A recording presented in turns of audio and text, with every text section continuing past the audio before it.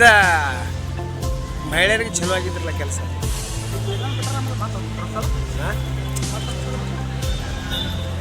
ಸದಲ್ರಿ ಈಗ 500 ಕೋಟಿ ಮಂದಿ ಪ್ರಯಾಣ ಮಾಡಿಟ್ಟಿದ್ದೇವೆ ಇಲ್ಲಿವರೆಗೂ.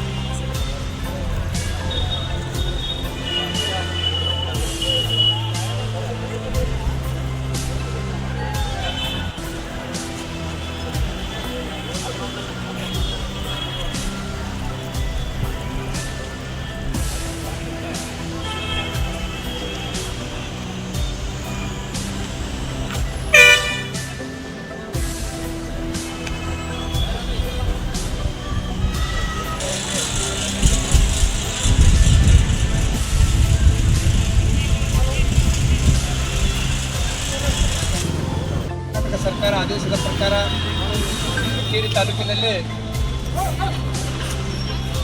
ನಾವು ಸರ್ಕಾರ ಆಗೋಕ್ಕಿಂತ ಮೊದಲ 5 ಗ್ಯಾರಂಟಿಯನ್ನು ನಮ್ಮ ಕಾಂಗ್ರೆಸ್ ಸರ್ಕಾರ ಘೋಷಣೆ ಮಾಡಿತ್ತು. ಅದೇ ಪ್ರಕಾರ ನುಡಿದಂತೆ ನಡೆದ ಇದು ನಮ್ಮ ಕಾಂಗ್ರೆಸ್ ಸರ್ಕಾರ.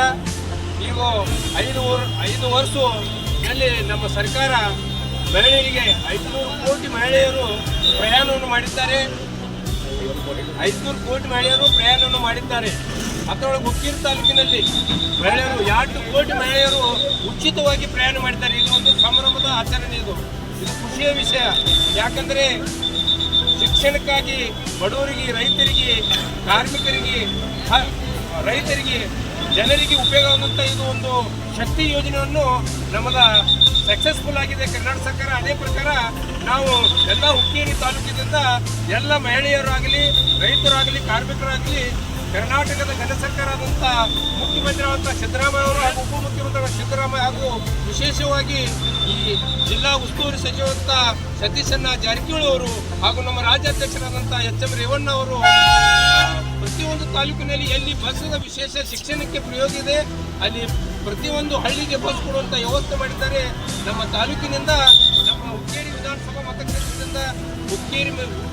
ಮತಕ್ಷೇತ್ರದಿಂದ ಎಲ್ಲ ಬ್ಲಾಕ್ ಅಧ್ಯಕ್ಷರು, ಮಹಿಳಾ ಬ್ಲಾಕ್ ಅಧ್ಯಕ್ಷರು, ಎಲ್ಲ ಘಟಕ ಅಧ್ಯಕ್ಷಗಳು, ಕಾಂಗ್ರೆಸ್ ಪಕ್ಷದ ಕಾರ್ಯಕರ್ತರು ಕೂಡಿ ಈ ಸಂಭ್ರಮವನ್ನು ನಾವು ಆಚರಿಸಿದ್ದೇವೆ. ಕರ್ನಾಟಕ ಸರ್ಕಾರಕ್ಕೆ ವಿಶೇಷವಾದ ಮಹಿಳೆಯರ ಪರವಾಗಿ ಈ ತಾಲೂಕಿನಿಂದ ನಾವು ಆತ್ಮೀಯದಿಂದ ಧನ್ಯವಾದ ಹೇಳಲಿಕ್ಕೆ ಇಷ್ಟಪಡ್ತೇವೆ.